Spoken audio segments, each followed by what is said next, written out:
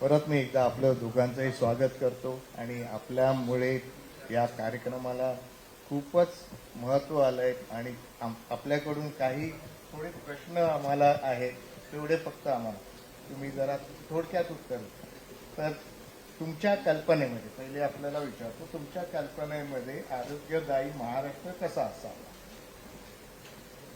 मला असं वाटतं की आज आपण चाइल्ड ओबेसिटीचा विचार करतोय तर निश्चितपणे महाराष्ट्रासारख्या राज्यात आपल्याला दोन एक्स्ट्रीम्स पाहायला मिळतात. एकीकडे अंडरवेट अंडर नरिश्ड चाइल्ड माल नरिश्ड चाइल्ड असा देखील एक प्रश्न आहे जो हळूहळू आपण मला असं वाटतं आता संपवतो आहे आणि बऱ्यापैकी त्याच्यावर आपण नियंत्रण आणलं आहे.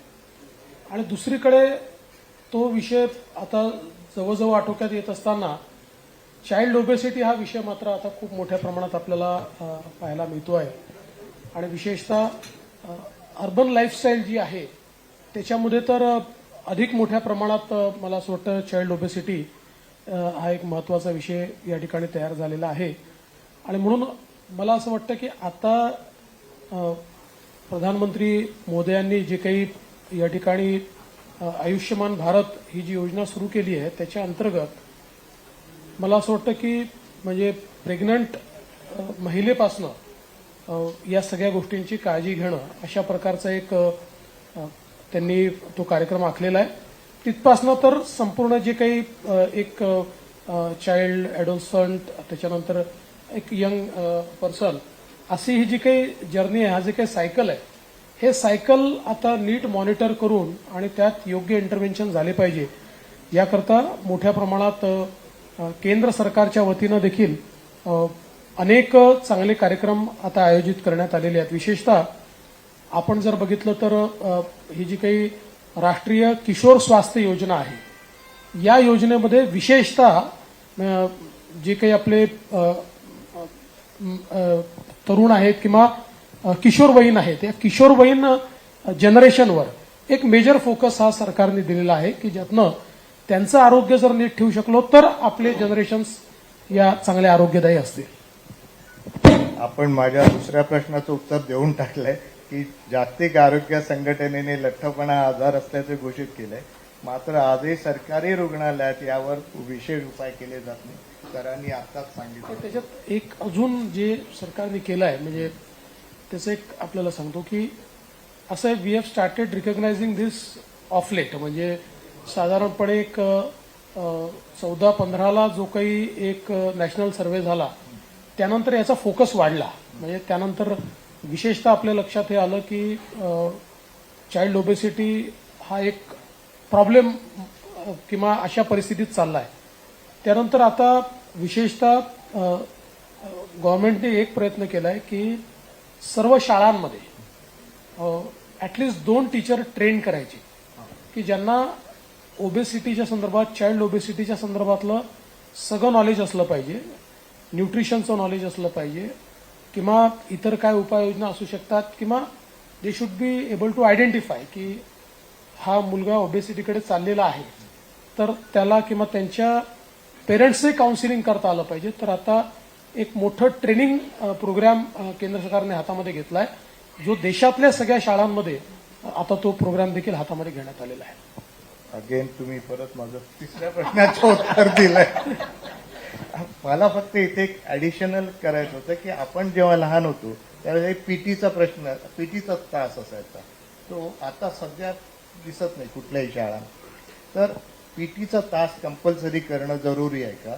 आणि सेकंडली आता हे समर ट्रेनिंग असतात किंवा मिलिटरी ट्रेनिंग आपण अमेरिकेमध्ये जिथे बघतो की मिलिटरी ट्रेनिंग हा एक अविभाज्य भाग असतो त्यांच्या लाईफमध्ये तसं करणं जरुरी आहे. मला असं वाटतं की आता विशेषतः स्टेट गव्हर्नमेंट आणि सेंट्रल गव्हर्नमेंटने दोघांनीही शाळांना पीटीचा तास कंपल्सरी केलेला आहे आणि बिना मैदानाची शाळा सुरू करता येणार नाही असाही नियम केलेला आहे. त्यामुळे सगळ्या शाळांना मैदानं असणं हे कंपल्सरी केलेलं आहे आणि त्या ज्या ॲक्टिव्हिटीज आहेत त्या ॲक्टिव्हिटीजलाही करिक्युलमचा भाग केलेला आहे. कारण ही गोष्ट खरी आहे की आपण सातत्याने बघतो की शाळेत जर मुलं मैदानावर गेली तर ती जात आहे, अन्यथा 50% मुलं जात नाही आहेत मैदानावर.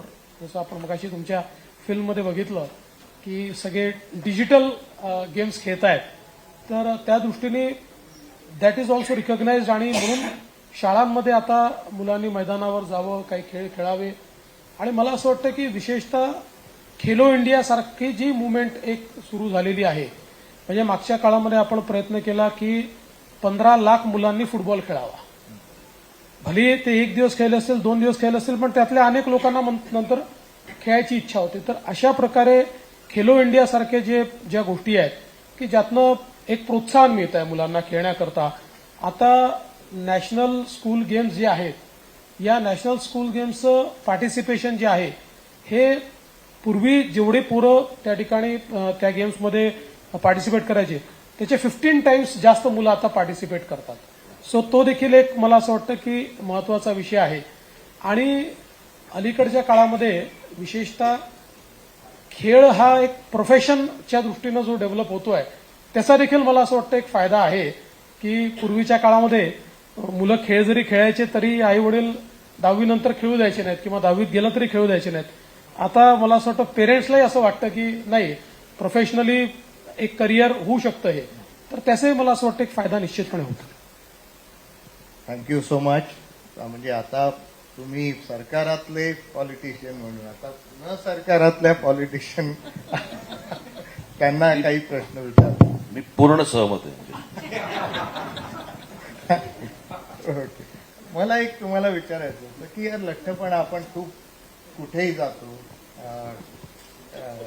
सिनेमागृहात गेलो, मॉल्समध्ये गेलो तर खूप सारी मुलं लठ्ठ दिसतात. आणि हा लठ्ठपणा आजारांचा राजा आहे.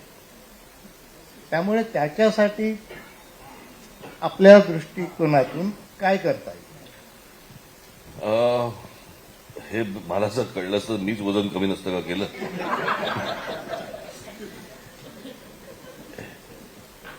आमच्या सुनेच्या रूपाने डॉक्टर आमच्या आयुष्यात आले आणि तेव्हापासून माझं वजन वाढायला लागलं.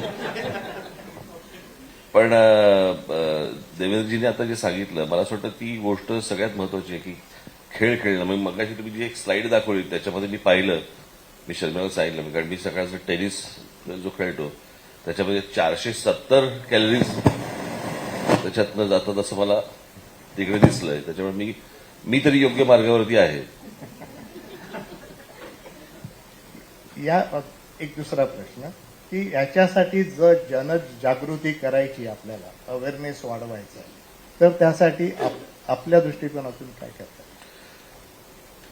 ते काय, आता लहान असताना आम्ही फक्त डोंगरे बालामृत ऐकलं होतं की ज्याने पोरं गुडगुडीत होतात, आणि आता तुम्ही सांगता की पोरं गुडगुडीत असून चालणार नाही, तर आता काय बोरुडे बालामृत.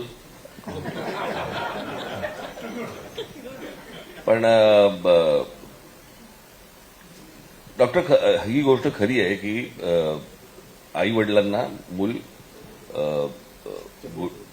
चबी असं आहे, गुटगुटीत आहे, तो आजार आहे असं कळायला काही मार्ग नाहीये. आणि मला असं वाटतं की ती गोष्ट तुम्हीच शोधून काढली पाहिजेत किंवा तुम्हीच सांगितली पाहिजेत लोकांना की हे ओळखायचं कसं. कारण नाहीतर अदरवाईज हे कळणारच नाही कधी कोणाला. या संदर्भात आम्ही एक उपक्रम घेतो आहोत की प्रत्येक शाळांमध्ये तुम्ही म्हटल्याप्रमाणे आम्ही एक मॉनिटर करायचो. म्हणजे तो ओबेसिटी मॉनिटर असेल किंवा लाईफस्टाईलचा मॉनिटर असेल, तर तो मॉनिटरला आम्ही एक देऊ आणि तो कदाचित मॉडरेटली ओबीज असेल मुलगा. आणि मला असं वाटतं की बाहेरचं जे फास्ट फूड ही जी गोष्ट आली तेव्हापासून हा आजार जास्ती बळावलेला दिसतोय जगभर. जोपर्यंत घरातलं जेवण होते सगळे, तोपर्यंत ही परिस्थिती कधी नव्हती. आणि फास्ट फूड हे खूप टेस्टी असतं. घरातलं जेवण ऑलवेज लँड असतं. म्हणजे चांगलं ते वाईट आणि वाईट ते चांगलं. पण याच्यात एक फक्त जे इंटरव्हेन्शन आता आपण केलेलं आहे त्यात 2 गोष्टी आहेत की एक तर आता कॅलरी काउंट लिहिणं हे कंपल्सरी आपण करतो आहोत आणि त्याच्या संदर्भातला चार्ट्स काही तयार केलेले आहेत आणि रेस्टॉरंट्समध्ये किंवा अशा सगळ्या प्रमुख ठिकाणी हळूहळू त्यांनी कॅलरीज मेन्शन करायचे. म्हणजे एक थोडं मॉरल प्रेशर असतं. म्हणजे खाऊन घेतोच माणूस, पण तरी वाटतं की बाबा 450-500 कॅलरीज आपण खाल्ले आहेत. आणि मध्यंतरी एक प्रयत्न आपण केला होता, अगदी आता मी एवढं ट्रॅक केलं नाही, पण साधारण 2019 मध्ये, की अगदी चौपाटीवर देखील जे काही आपले हे लागलेले आहेत त्याही ठिकाणी अवेअरनेसच्या दृष्टीनं त्यांनी कॅलरी काउंट लावायची. त्यावेळेस काही आपण लावले होते कॅलरी काउंट, की बाबा पाणीपुरी खाल्ली तर किती, पावभाजी खाल्ली तर किती, असे काही लावले होते. पण मला असं वाटतं की त्यातनं एक थोडंसं अवेअरनेस आपल्याला आणता येईल. आणि FSSAIने आता चांगला एक महत्वाचा ईट हेल्दी अशा प्रकारचं एक हे सुरू केलं आहे, की ज्याच्यामध्ये त्यांनी विशेषतः जे पॅक्ड फूड्स आहेत त्यांना आता सगळ्या गोष्टी मेन्शन कराव्या लागतात. महत्वाचं त्यांचं न्यूट्रिशन व्हॅल्यू काय आहे, त्यातनं सॅच्युरेटेड फॅट्स किती आहेत वगैरे हे करावं लागतं. आणि याच्या व्यतिरिक्त काही जर स्पेशल गोष्टी त्यांनी मेन्शन म्हणजे वापरल्या असतील तर त्या त्यांना स्पेसिफिक मेन्शन कराव्या लागतील, असा एक त्यात त्यांनी प्रयत्न केलेला आहे. आणि दुसरं महत्वाचं की आता एक प्राईम मिनिस्टर साहेबांनी एक मोहीम हातामध्ये घेतली आहे की फास्ट फूडकडनं सुपर फूडकडे आपण कसं जाता येईल. आणि याच्यामध्ये विशेषतः आता हे मिलेट इयर होतं मागचं, आणि मिलेट्सवर आपण खूप भर दिलेला आहे. तर आता मिलेट्समधनं आपल्याला सुपर फूड कसं तयार करता येईल, म्हणजे लहान मुलांना आवडेल, कारण फास्ट फूड लहान मुलांना आवडतं म्हणून ते खातात. तर तशा प्रकारचं सुपर फूड कसं आपल्याला तयार करता येईल. अल्टरनेट्स, कारण जोपर्यंत आपण अल्टरनेट्स देणार नाही तोपर्यंत लहान मुलांकडनं एक्सपेक्ट करणं की ते फार तुमचं ऐकतील तेही शक्य नाही आहे. सो अल्टरनेट फूड आपल्याला सुपर फूड कसं तयार करता येईल, तर त्याची आता बऱ्यापैकी सुरुवात झाली आहे. आणि हळूहळू त्याचे लोकांपर्यंत ते पर्क्युलेट करण्याचा प्रयत्न चाललेला आहे. व्हेरी दुसरा एक विषय मला वाटतं की मी काही जपानमधल्या काही शाळा पाहिल्या म्हणजे मी त्याचे व्हिडिओज पाहिले होते. तिथे तुम्हाला डबाच आणू देत नाहीत आणि त्या शाळेमध्येच जेवण बनवलं जातं. त्या शाळेमध्ये ती मुलं सर्व करतात आणि त्यांनाच ती दिलेली असते. कोणी एका टीमने साफसफाई करायची, एका टीमने वाढायचं आणि मग सगळ्यांनी मिळून जेवायचं. पण तुम्हाला कसं होतं, आज बऱ्याचदा आई वडिलांकडनं मुलांना जे डबे जातात त्याच्यामध्ये हे असल्याच गोष्टी सरकवल्या जातात डब्यांमधनं. कळलं का? सगळेच नाही पण बऱ्याचशा प्रमाणात. मला असं वाटतं त्याची पण एक सवय मुलांना लागते त्या सगळ्या गोष्टीतनं. आणि मग कॅन्टीनमध्ये खा, पैसे घेऊन जा, यातनं जी शाळेमधनं जी सवय लागते त्याच्याऐवजी जर समजा शाळेने जर समजा या गोष्टींची जबाबदारी स्वीकारली तर विषयच घेणार नाही. बरोबर. माझा एक सांगण्याचा दुसरा तो nuclear family and joint family, जी पूर्वीची संकल्पना होती. तर इथे शाळेमध्ये जर समजा एक जिन्सी जर समजा चांगलं अन्न मिळालं हो. तर तिकडच्या काही कॅन्टीनची गरज नाही, वडापावची गरज नाही, कशाची गरज नाहीये. तर ती गोष्ट मला असं वाटतं की सगळ्या शाळांमधनं आली तर मुलांना तेव्हापासूनच सवय लागेल. परफेक्ट. आणि एक गोष्ट अजून, म्हणजे तुम्ही जे अवेअरनेस करताय ना, सगळ्यात महत्वाचं मला असं वाटतं की आई वडिलांना थोडा अवेअरनेस झाला. आणि कारण आताची जी जनरेशन आहे ही तशी बऱ्यापैकी अवेअर जनरेशन आहे. म्हणजे आता तुम्ही या जनरेशनला पर्यावरणाबद्दल जर बोललात तर ते फार अवेअर दिसतात. म्हणजे अगदी 12-13 वर्षाचा मुलगा देखील आई वडिलांना सांगतो, पर्यावरणाबद्दल सांगतो, ग्लोबल वॉर्मिंगबद्दल सांगतो, काय करू नये सांगतो. पण आपण ही सिस्टीम अजून उभी केली नाही की त्यांना आपण जे खातोय अन्न त्याचं महत्व समजलं पाहिजे. ते जर आपण त्यांना समजवू शकलो, मला असं वाटतं, तर निश्चितपणे ही फार एक अवेअर अशा प्रकारची पुढारलेली जनरेशन आहे. त्यामुळे त्यांना जर त्यात काय वाईट आहे जर आपण सांगू शकलो ना, तर मला वाटतं की म्हणजे त्यांच्यातही रेस्टॉरंट एक तयार होऊ शकतो. आम्ही या गोष्टीला ना ओबिझोजेनिक एन्व्हायरमेंट म्हणतो. जर पेरेंट्स ओबीज असतील ना तर मुलं पण ओबीज होतात. बरं, 8 तास मुलं घरी असतात, नेक्स्ट 8 तास मुलं शाळेमध्ये असतात. आता या शाळेमध्येही हे अवेअरनेस प्रोग्राम करणं, जसं तुम्ही सांगितलं, जसं जेवणाचे ठेवणे, हे पण खूप जरुरी आहे. त्या ओबिझोजेनिक एन्व्हायरमेंटला कसं कमी करता येईल, आम्ही हे त्या मॉनिटर्सना शिकवतो की त्यांनी त्याच्यावर तो भर द्यावा. नाही, आणि मगाशी आपण जसं म्हणालात की 2 शिक्षक हे त्यांना समजवायला, मुलांना समजवायला असले पाहिजेत. माझी फक्त विनंती आहे की ते बारीक असले पाहिजेत. तर डॉक्टर, आता आपण, मला असं वाटतं त्यांना दिल्लीला जायचंय बरं का. आणि मी पण चायनीजची ऑर्डर देऊन बसलेलो आहे. नाही बोला बोला बोला. आपण दोघे इथे आलात, खूपच मनाने तुम्ही सहभाग घेतला त्याबद्दल thank you very much. Thank you very much. सर्व यांच्या वतीने मी आपल्याला थँक्यू म्हणतो.